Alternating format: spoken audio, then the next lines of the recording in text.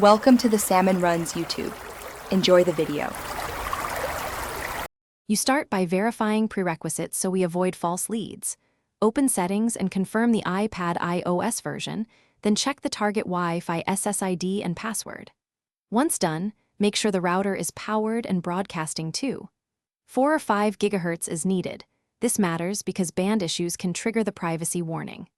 Now, toggle Wi-Fi off and on to clear temporary caches and restart the iPad quickly. Small resets often reveal whether the issue is persistent.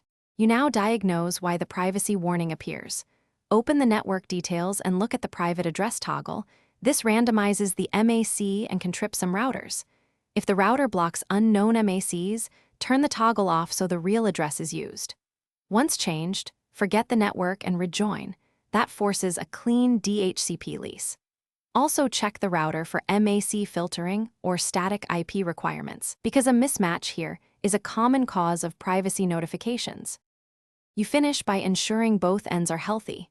Update router firmware, reboot it, and confirm the DHCP pool has free addresses so the iPad can get an IP.